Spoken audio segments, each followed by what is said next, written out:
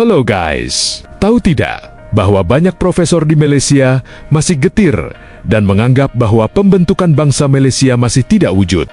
Ya, menurut Dr. Mahathir Mohamad, bangsa Malaysia mustahil bisa diwujudkan di Malaysia. Alasannya simpel, di Malaysia masih mementingkan etnis mereka masing-masing. Melayu hidup dengan Melayu, Cina hidup dengan Cina, atau India hidup dengan India saja. Sehingga pemisahan diri di Malaysia terasa kental dan jelas.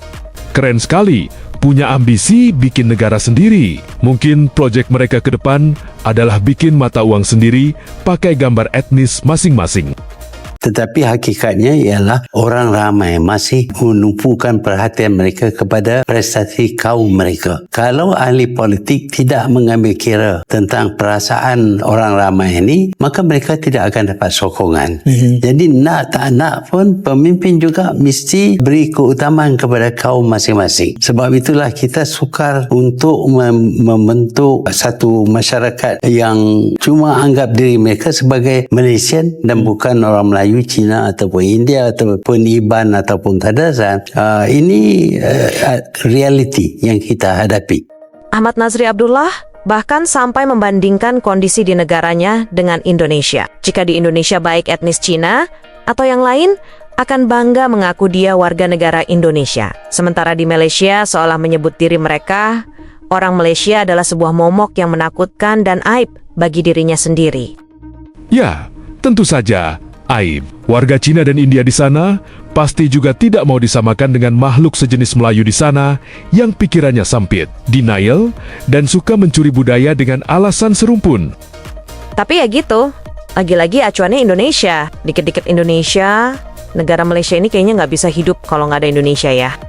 Dia ni tanya, dia celupak mulut. Dia tanya, are you Indonesian Chinese? Kau dia kata apa? Pak, saya warga Indonesia. Kami bukan macam Malaysia. You ada Cina, India, Melayu. We are all Indonesia. Kita bangsa Indonesia. Dia jelas. Di situ dia memang sangat jelas. Jelas lah. Indonesia yang saya rasa yang paling utama dia bangga. Yang perkataan bangga tu yang kita nampak tu satu yang agak hilang lah.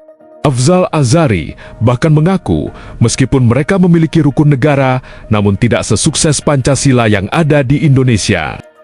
Aduh, lagi-lagi Indonesia yang dibandingkan, mulut mereka seolah bicara geografi dunia. Tapi isi otaknya cuma ada peta Indonesia. Sepertinya jika ada berita alien pun, pasti mereka akan cari hubungannya dengan Indonesia. Memang definisi benci, tapi tidak bisa hidup tanpanya.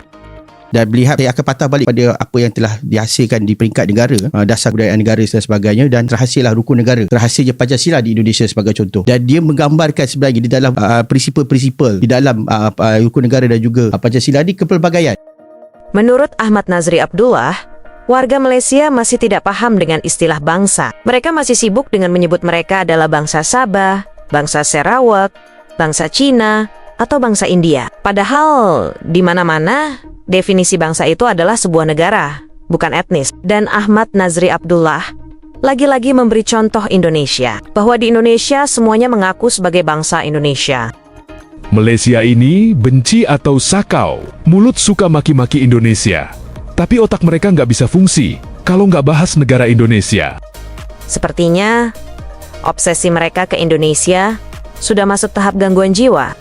You orang tak faham maksud bangsa. Bangsa tu mewakili warga negara. Dia tak menafikan budaya sifat etnik kaum-kaum lain. Tak akan menafikan. If you go to America, dia tanya, who are you? Are you going to say that I'm Malay from Perlis? You nak jawab apa? You will answer that I'm Malaysian. Dan bila you cakap Malaysian, I'm Malaysian, you tak hilang identiti Melayu. Sebab saya dah terangkan dalam segi yang kelepas. Malaysian tu maksud Malay plus IA, land of the Malay. You don't lose your Malay identity. Tapi Cina, India yang kata I'm Malaysian, they lose their identity as Chinese or Indian. Tapi orang Melayu takut lagi nak pakai tu. Nothing to do with culture, with apa. Malaysian is as a nation. So kita semua yang ada warga negara di sini, mereka itulah mewakili bangsa Malaysia. Indonesia call we are bangsa Indonesia. Tidak ada rakyat Sabah, tidak ada rakyat Semenanjung, tidak ada rakyat Sarawak. Tapi dalam pilihan raya kami Sabah untuk rakyat Sabah, Sarawak untuk Sabah. No such thing. UIC semua warga negara Malaysia. That masuk dia bangsa Malaysia. Kaum tu tetap ada. Walaupun definisi bangsa adalah kelompok masyarakat yang memiliki kesadaran untuk hidup bersama meskipun berbagai jenis latar, namun menurut Zahra, warga Malaysia ini mustahil menyebut mereka bangsa, dan seharusnya istilah bangsa Malaysia itu tidak pernah ada. Iya, Menurut dia, penyebutan bangsa Malaysia adalah bentuk rasis, di mana artinya mereka menafikan etnis Melayu, Cina, dan India di sana. Saya nak tanya pendapat Puan mengenai konsep bangsa Malaysia yang dilaungkan oleh generasi sekarang ni. Apa pandangan Puan tentang bangsa Malaysia ni? Bangsa Malaysia ni bukan sepatutnya. Bangsa Malaysia ni tidak boleh ada. Ya. Tidak boleh ada, nombor satu. Nombor dua, mustahil kita boleh adakan bangsa Malaysia. Dan saya sebutkan tadi, ya, ras-ras bangsa tu tak banyak. Katalah, bolehkah mereka sebut sebagai bangsa New Zealand? Tak ada. Tak ada dalam buku mana pun yang katakan bangsa New Zealand. Bangsa Singapura, ada ke bangsa Singapura? Tak ada. Because pecahan ras-ras bangsa ni dia terjadi, saya sebut tadi, akibat daripada evolusi pembentukan tu makan masa yang lama. Itu nombor satu. Nombor dua, untuk nak jadikan bangsa satu bangsa ni, dia punya ciri-ciri, banyak ciri-ciri mereka sama. Keserasian apa tu sama.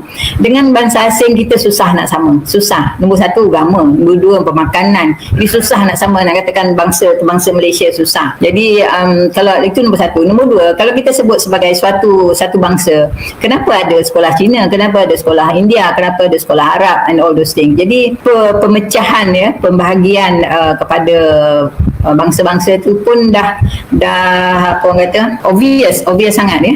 Jadi itu nombor dua. Nombor tiga, kalau kita sebut bangsa Malaysia, kita menguburkan sendiri bangsa kita. Bangsa Cina terkubur, bangsa India terkubur, bangsa Melayu pun terkubur. You think they want to kuburkan bangsa dia? I don't think so. Takkan kita nak kuburkan bangsa kita, ya. Kita patut berbangga, ya. The word is bangga dengan bangsa sendiri.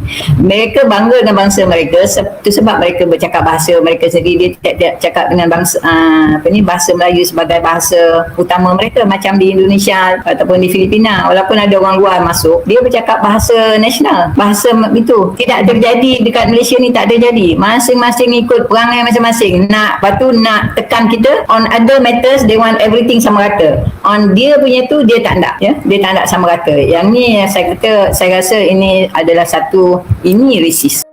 Baiklah, jadi pada dasarnya, mau bagaimanapun caranya, mereka tetap tidak bisa bersatu di bawah naungan nama Malaysia, ya? Benar sekali. Lapisan ego warga Malaysia memang tebal sekali. Bahkan lebih tebal dari tebalnya kamus bahasa sedunia. Baiklah, bagaimana menurut kalian? Mengapa Malaysia tidak sudi mereka disebut bangsa? Masih bermasalah dalam perkauman dan selalu mengeluh gagal meniru Indonesia. Apakah kalian punya pendapat lain?